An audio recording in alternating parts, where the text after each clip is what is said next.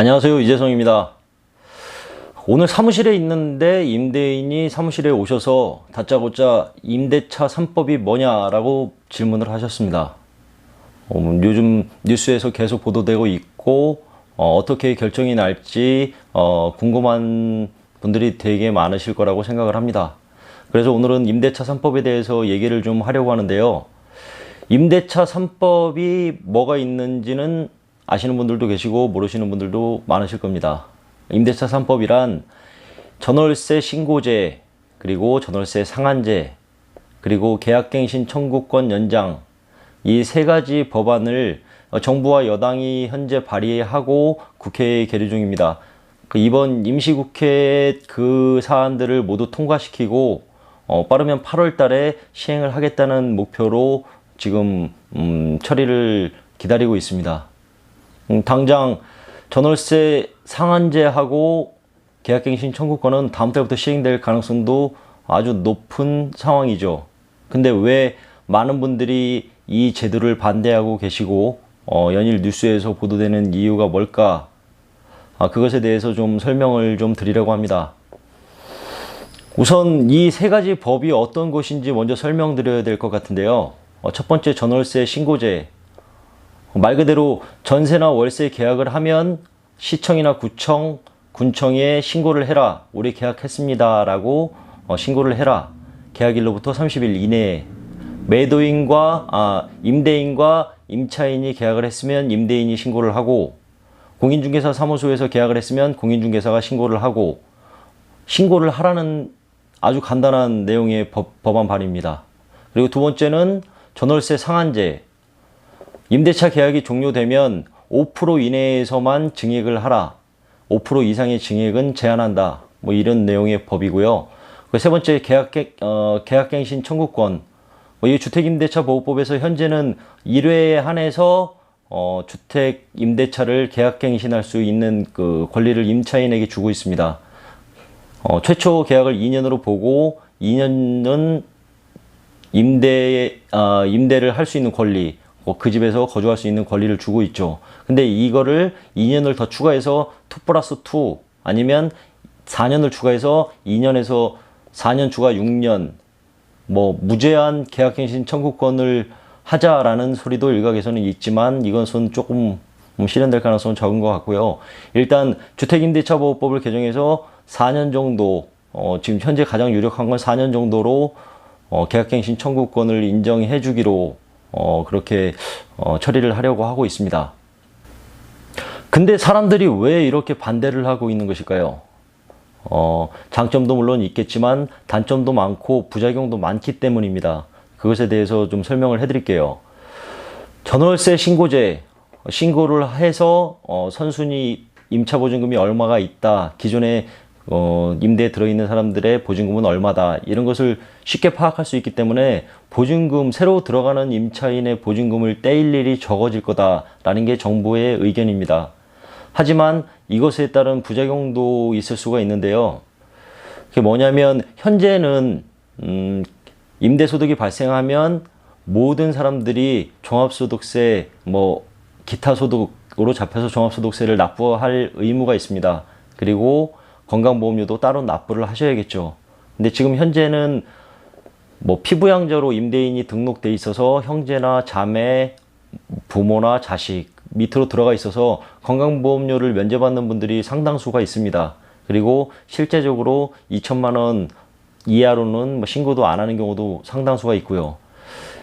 현재 법도 무조건 신고해야 되지만 실질적으로 단속을 하고 있지 않기 때문에 제도화시켜서 모든 임대사업을 하고 있는 사람들을 임대사업 등록자로 등록하게 만들어서 건강보험료 그리고 임대소득, 임대사업 소득세를 걷어들이겠다는 정부의 방침인 것이 확실합니다. 그렇다면 임대인들의 세금이 늘어나면 그 세부담은 누가 해야 될까요?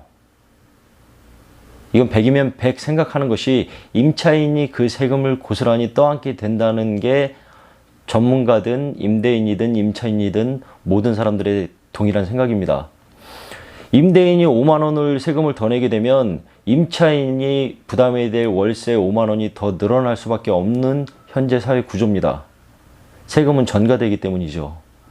이러한 부작용이 나타나면 월세는 계속 올라갈 것이고 임대인들의 부담보다는 임차인의 부담이 더 늘어날 것이라고 보는 게 중론입니다. 그리고 두 번째는 전월세 상한제입니다. 계약기간이 종료가 되면 5% 이상 증액하지 마라. 제한하는 거 정말 좋습니다. 하지만 처음 주택임대차보호법을 제정할 당시에 23%인가? 아무튼 20% 이상의 전월세 폭등을 경험한 적이 있습니다. 지금도 임대차가 종료되면 법이 시행되기 전에 임대료를 올릴 것으로 예상이 됩니다. 그렇기 때문에 정부에서는 소급해서 적용을 하겠다. 기존 임차인까지도 소급해서 법 적용을 하겠다. 5% 이상 못 올린다. 라고 발표를 했습니다. 근데 이건 많은 전문가들이 공통되는 의견인데 우리나라 헌법 명시되어 있기를 법안이 발의되고 통과가 됐는데 이것을 소급해서 적용해서는 안 된다라는 조항이 있습니다. 소급해서 적용하여 재산권을 박탈할 수 없다. 국민들의. 그렇기 때문에 위헌 소지가 굉장히 많은 법안 발의이고 이것이 설사 통과된다 하더라도 위헌 소송들을 많이 할 것 같습니다. 헌법소원 등을 하면 위헌으로 결정날 가능성이 높은 법안 발의가 아닌가 생각이 듭니다. 그리고 세 번째가 계약갱신 청구권 연장에 대한 법안입니다. 이것도 단점도 있고 부작용도 있을 것으로 생각되는데요. 2년이 끝나고 2년간 더 임대차를 보장해 주겠다. 좋습니다.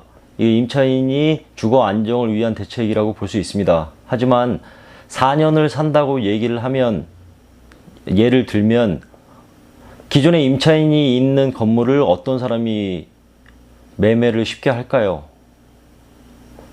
그리고 내가 계약기간이 끝났을 때 법이 시행되기 전 내보내고 임대료를 올린 상태에서 계약을 진행할 가능성이 매우 높은 법안입니다. 그래서 이 대안책으로 또 하나의 법안이 발의되고 있는데 임차인이 있지 않은 건물을 매매하였을 때 임대사업 등록을 해야 되잖아요. 근데 이것에 대한 상한을 두겠다는 겁니다. 100만 원이면 100만 원, 150만 원이면 150만 원, 내가 이 집은 100만 원 이상 받지 않겠다라고 임대사업 등록을 신청을 했을 때 지자체가 그걸 보고 무슨 소리냐, 이 집은 50만 원 정도의 값어치밖에 안 한다, 50만 원 이상 받지 마라 라고 했을 때 50만 원으로 써서 내면 내 집은 50만 원밖에 안 받겠습니다 라고 했을 때 비로소 임대사업 등록을 승인해 주겠다는 얘기입니다. 이것은 제가 생각할 때 좀 너무 지나친 재산권 침해가 아닌가 생각이 듭니다. 물론 임차인 입장에서는 전 월세 상한을 지켜주면 좋겠지만 이것이 과연 임차인을 위한 법일까라는 생각을 해봅니다. 그 이유는 임차인의 지위는 계속 낮아질 수밖에 없습니다. 이 사람이 2년 계약을 하는데 2년만 살고 나갈까? 아닐까? 임대인 입장에서는 정말 고민해서 임차인을 세를 줄 것이고 그에 따른 임차인들은 방을 구하기 더욱 힘들어질 상황으로 만들어질 가능성도 있다고 생각을 합니다. 전월세 부분에서 정부가 개입을 했을 때 장점보다는 단점이 많았고 긍정적인 효과보다는 부정적인 효과 그리고 부작용들이 많이 나타났던 것이 사실입니다.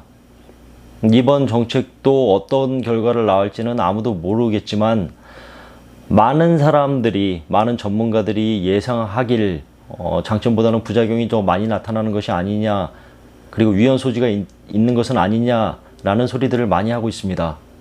좀 더 심사숙고해서 임대인, 임차인이 모두 만족할 수 있는 정책들이 나왔으면 좋겠고요.